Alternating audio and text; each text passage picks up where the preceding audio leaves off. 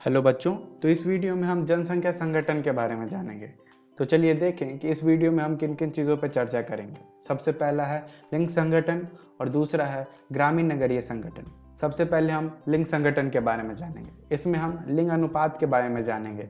तो बच्चों, किसी भी क्षेत्र में महिलाओं और पुरुष के बीच का जो अनुपात होता है उसे हम लिंग अनुपात कहते हैं, जिसे अंग्रेजी में सेक्स रेशियो के नाम से भी जाना जाता है। तो कुछ देशों में इसे निकालने की प्रक्रिया होती है स्त्री जनसंख्या पर पुरुष जनसंख्या गुने 1000, मगर भारत में इसे निकालने की प्रक्रिया है पुरुष जनसंख्या पर स्त्री जनसंख्या गुने 1000। तो बच्चों, चलो लिंग संगठन के बारे में हम अच्छे रूप से जानते हैं। यदि हम औसत लिंग अनुपात की बात करें पूरे दुनिया की, तो यह 990 महिलाओं पर 1000 पुरुष के जितना है। यदि हम सबसे अधिक लिंग अनुपात वाले देश की बात करें तो वह लाटविया है, जहां 1187 यानी कि 1187 महिलाओं पर 1000 पुरुष है। और यदि हम सबसे कम लिंग अनुपात वाले देश की बात करें तो वह है यूएई, जहां पे 468 महिलाओं पर 1000 पुरुष है।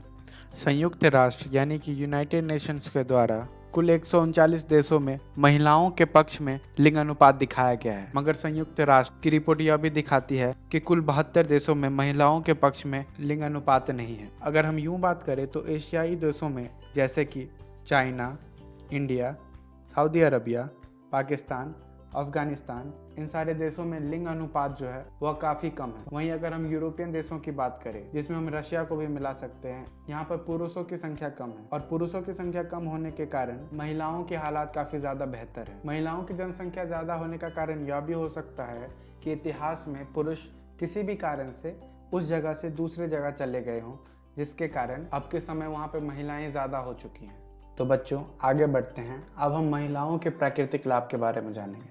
तो यदि हम देखें तो पुरुषों की तुलना में वो ज़्यादा स्थिति स्थापक होती है। इसका मतलब वो ज़्यादा रिजिलियंट होती है। स्थिति स्थापक का मतलब यह है कि कोई भी परेशानियों से वो जल्दी उभर जाती है, मगर सामाजिक हानियों के कारण यह जो प्राकृतिक लाभ है या जो बायोलॉजिकल एडवांटेज है वह भी समाप्त हो जाता है। तो बच्चों, अब हम आयु संरचना के बारे में जानेंगे। आयु संरचना, जिसे अंग्रेजी में एज स्ट्रक्चर भी बोलते हैं, इसमें विभिन्न आयु और वर्गों के लोग आते हैं। यह आयु संरचना काफ़ी ज़्यादा महत्वपूर्ण है, क्योंकि यदि यह दर्शाती है कि 15 से 59 साल के लोग यदि ज़्यादा हैं किसी देश में, तो वहाँ पे कार्यशील जनसंख्या यानी कि वर्किंग पॉपुलेशन है। और यदि यह दिखाए कि कम आयु में लोग ज़्यादा हैं, तो इसका मतलब यह है कि वहाँ की पॉपुलेशन काफ़ी ज़्यादा युवा है और वहाँ का जो जन्म दर है यानी कि बर्थ रेट है वह काफ़ी ज़्यादा है।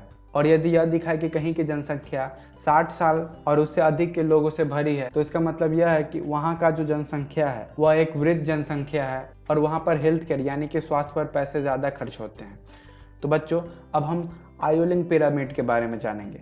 तो इसे सबसे पहले हम अच्छे से समझ लेते हैं कि ये जो खरी डंडी है जहाँ पर एज लिखा हुआ है, यह आयु को दर्शाती है, और यह जो लेटी हुई डंडी है वह जनसंख्या यानी कि पॉपुलेशन को दिखाती है। यह लेटी हुई डंडी से अक्सर लोग प्रतिशत भी दिखाते हैं। और यह जो नीला कलर का जो हम साइड देख रहे हैं या नीली कलर की जो भाग देख रहे हैं, इसमें पुरुष के जनसंख्या को दिखाया जाता है, और यह जो लाल भाग है वहाँ पे महिलाओं को दिखाया जाता है। तो बच्चों, अब हम आयुलिंग पिरामिड के बारे में जानेंगे।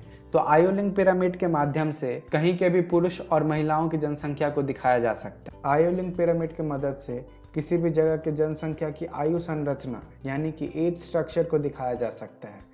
इसमें बाएं भाग में पुरुष और दाएं भाग में महिलाओं को दिखाया जाता है, जैसा कि मैंने आपको अभी तुरंत बताया था। आयुलिंग पिरामिड के कुल 3 प्रकार हैं। पहला है विस्तारित होती जनसंख्या, जिसका मतलब होता है इंक्रीजिंग पॉपुलेशन।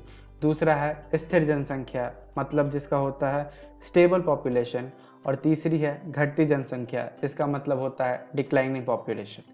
तो बच्चों, सबसे पहले हम विस्तारित होती जनसंख्या, जिसका मतलब इंक्रीजिंग पॉपुलेशन के बारे में जानेंगे। इस तरह की जो आयुलिंग पिरामिड होती है वह त्रिभुज के आकार की होती है, जिसका मतलब वह त्रिभुजाकार होती है। और इस तरह के पिरामिड अक्सर अल्प विकसित देश यानी कि डेवलपिंग और अंडर डेवलप्ड देशों की देखी जाती है। इन सारे देशों में कम आयु वर्ग में विशाल जनसंख्या होती है, जिसका मतलब यह है कि यहाँ पर बर्थ रेट यानी कि जन्म दर और मृत्यु दर दोनों ही ज़्यादा होता है। तो बच्चों, यदि अब हम विस्तारित होती जनसंख्या के पिरामिड को देखें तो हम देख सकते हैं कि इसका जो निचला भाग है वह काफ़ी ज़्यादा चौड़ा है, जिसका मतलब यह है कि इन सारे देशों की जन्म दर काफ़ी ज़्यादा होती है। और यदि हम इसका ऊपरी भाग देखें तो हम देख सकते हैं कि यह काफ़ी ज़्यादा पतला है, जिसका मतलब यह है कि यहाँ का मृत्यु दर जो होता है वह भी बहुत ज़्यादा अधिक होता है। यदि हम अन्य देशों जैसे कि बांग्लादेश और मेक्सिको की आयु लिंग पिरामिड बनाएं तो वह भी कुछ ऐसा ही दिखेगा। तो बच्चों चलो आगे बढ़ते हैं। अब हम स्थिर जनसंख्या यानी कि स्टेबल या कांस्टेंट पॉपुलेशन के बारे में जानेंगे। तो स्थिर जनसंख्या की जो पिरामिड बनती है वह घंटी के आकार का होता है। यदि हम इसके पिरामिड को देखेंगे तो हम यह देखेंगे कि इसमें जन्म और मृत्यु दर दोनों लगभग बराबर ही होते हैं। तो बच्चों चलो हम स्थिर जनसंख्या के एक पिरामिड को देखते हैं। यह पिरामिड जो है वह ऑस्ट्रेलिया का है। तो बच्चों हम देख सकते हैं कि इसके बीच के भाग में जो है एक घंटी का आकार जैसा बन रहा है और जैसे ही हम ऊपर जाते हैं यह पतला हो जाता है। तो इसमें हम देख सकते हैं कि कैसे जन्म और मृत्यु दर दोनों ही बराबर है। बच्चों इस पिरामिड में जो आप ये घंटी का आकार देख रहे हैं, इसका मतलब इन सारे देशों में कार्यशील जनसंख्या यानी कि 15 से 59 साल के जो लोग होते हैं वह काफ़ी ज़्यादा है। और जैसे ही ये लोग बूढ़े होने लगते हैं यानी कि इनकी आयु बढ़ने लगती है, इनके स्वास्थ्य से जुड़ी आवश्यकताएं यानी कि ज़रूरतें बढ़ने लगती है। अगर आप ध्यान दें तो ये देखेंगे कि ज़्यादा उम्र में जैसे कि 80 से अधिक की आयु में पुरुष से ज़्यादा महिलाओं की जनसंख्या पाई जाती है। ऑस्ट्रेलिया के अलावा ऑस्ट्रिया जिसकी राजधानी वियना है, उसकी भी आयु लिंग पिरामिड कुछ ऐसी ही दिखती है। बच्चों आगे बढ़ते हैं। अब हम घटती जनसंख्या यानी कि डिक्लाइनिंग पॉपुलेशन के बारे में जानेंगे। तो इसमें सबसे पहले आता है संकीर्ण आधार और सुंडाकार शीर्ष। इसका मतलब यह है कि यदि हम किसी घटती जनसंख्या वाले देश का आयु लिंग पिरामिड बनाएं तो उसका निचला भाग और ऊपरी भाग दोनों ही पतला होगा। इन सारे देशों में जन्म और मृत्यु दर दोनों ही बहुत ज्यादा ही कम होता है। तो बच्चों चलो अब घटती जनसंख्या वाले देश का एक आयु लिंग पिरामिड हम देखते हैं। यह जापान का एक आयु लिंग पिरामिड है। इसमें हम यह देख सकते हैं कि इसका जो निचला भाग है वह भी बहुत ज़्यादा चौड़ा है और इसका ऊपरी भाग वह भी काफ़ी चौड़ा है। जिसका मतलब यह है कि इन सारे देशों में जन्म और मृत्यु दर दोनों ही कम होते हैं। इस तरह की आयु लिंग पिरामिड लगभग सारे विकसित देशों की बनेगी और यहाँ पे जो जनसंख्या में बदलाव होता है वो या तो कम हो जाता है या उतना ही होता है। तो बच्चों चलो अब आगे बढ़ते हैं। अब हम वृद्ध होती जनसंख्या यानी कि एजिंग पॉपुलेशन के बारे में जानेंगे। तो बच्चों वृद्ध होती जनसंख्या के कारण बुजुर्गों की संख्या बढ़ रही है और यह 20वीं शताब्दी की एक नई परिघटना है, एक न्यू फिनोमेनन है। यह ज़्यादातर विकसित देशों में देखा जाता है और इसका कारण यह है कि स्वास्थ्य और विज्ञान के क्षेत्र में जो भी विकास हो रहा है उसके कारण लोगों की आयु बढ़ती जा रही है और यदि लोगों की आयु बढ़ेगी तो इसका मतलब यह है कि वह ज़्यादा सालों तक जिंदा रह रहे हैं और यदि लोग ज़्यादा सालों तक जिंदा रहेंगे तो इसका मतलब यह है कि बूढ़े लोगों की जनसंख्या बढ़ जाएगी और जनसंख्या दर में कमी के कारण युवा की जो जनसंख्या है वो काफ़ी ज़्यादा कम होती जा रही है। तो बच्चों अब हम ग्रामीण नगरीय संगठन के बारे में जानेंगे। जनसंख्या को ग्रामीण और नगर के ऊपर बांटना बहुत ज़्यादा जरूरी है क्योंकि ग्रामीण और नगरीय लोग जो होते हैं वह एक दूसरे से काफ़ी अलग होते हैं और उनका रहने का व्यवहार भी काफ़ी ज़्यादा अलग होता है। यदि हम साफ शब्दों में बात करें तो ग्रामीण लोग जो होते हैं वह प्राथमिक क्रिया यानी कि प्राइमरी एक्टिविटीज़ जैसे कि खेती बाड़ी में लगे रहते हैं और यदि हम नगरीय लोगों की बात करें तो वह गैर प्राथमिक क्रिया यानी कि नॉन प्राइमरी एक्टिविटीज जैसे कि किसी चीज़ का उत्पाद या किसी तरह की सेवा प्रदान करना, इन सारे चीज़ों में लगे होते हैं। यदि हम एशियाई देशों की बात करें तो यहाँ ग्रामीण क्षेत्रों में महिलाओं की संख्या ज़्यादा देखी जाती है क्योंकि पुरुष जो होते हैं वह अक्सर ग्रामीण क्षेत्रों से नगर चले जाते हैं काम की तलाश में। मगर यदि हम विकसित देश जैसे कि अमेरिका, कनाडा या यूरोप के देशों की बात करें तो यहाँ पर ग्रामीण क्षेत्रों में पुरुष ज़्यादा होते हैं और नगरीय क्षेत्रों में महिलाएं ज़्यादा होती हैं। इन सारे क्षेत्रों में यानी कि विकसित देशों के नगरीय क्षेत्रों में फार्मिंग यानी कि कृषि का जो काम होता है वह पुरुष ही ज़्यादा करते हैं। यदि हम महिलाओं के ग्रामीण क्षेत्रों से नगरीय क्षेत्रों में न जाने का कारण पूछे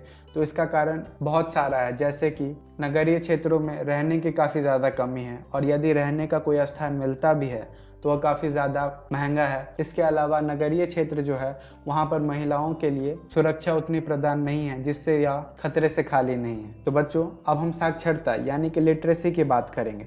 तो साक्षरता जो होती है वह किसी भी सामाजिक और आर्थिक विकास को दर्शाता है। यह महिलाओं की अवस्था और सरकार की नीति को भी दर्शाता है। यदि हम भारत में साक्षर यानी कि लिटरेट लोगों की बात करें तो भारत में साक्षर उन लोगों को माना जाता है जो 7 और उससे अधिक वर्ष के लोग होते हैं और जो लोग पढ़ लिख और अंकगणितीय परिकलन यानी कि अरिथमेटिक कैलकुलेशन कर सकें।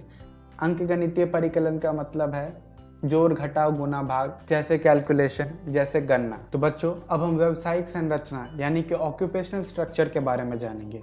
तो यह जो क्रियाशील जनसंख्या होती है, जो कि 15 से 59 साल के बीच के लोग होते हैं, वह बहुत सारे चीज़ों में भाग लेते हैं, जैसे कि कृषि, वानिकी, मत्स्यन, विनिर्माण, निर्माण, व्यावसायिक परिवहन, सेवाएं, संचार जैसी चीज़ें। कृषि, वानिकी, मत्स्यन जो चीज़ें होती है, इन सारी चीज़ों को प्राथमिक क्रिया कहा जाता है, और विनिर्माण यानी कि मैन्युफैक्चरिंग को द्वितीयक क्रिया यानी कि सेकेंडरी एक्टिविटीज़ कहा जाता है, और परिवहन, संचार और अन्य सेवाएं जो होती हैं उसको तृतीयक क्रिया यानी कि टर्शियरी एक्टिविटीज़ बोला जाता है। तो बच्चों यहाँ पे यह समझो कि यदि किसी देश की अर्थव्यवस्था मजबूत होगी तो बच्चों अब यह जानो कि यदि किसी देश की अर्थव्यवस्था मजबूत होगी तो वहाँ पे जो लोग होंगे वह प्राथमिक क्रियाओं में कम लगे होंगे, और यदि किसी देश की अर्थव्यवस्था विकसित ना होगी तो वहाँ पे लोग प्राथमिक क्रियाओं में ज़्यादा लगे होंगे।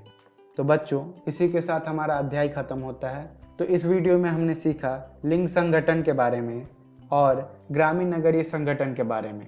अगली वीडियो में हम इसी अध्याय के प्रश्नोत्तर हल करेंगे। तब तक के लिए धन्यवाद।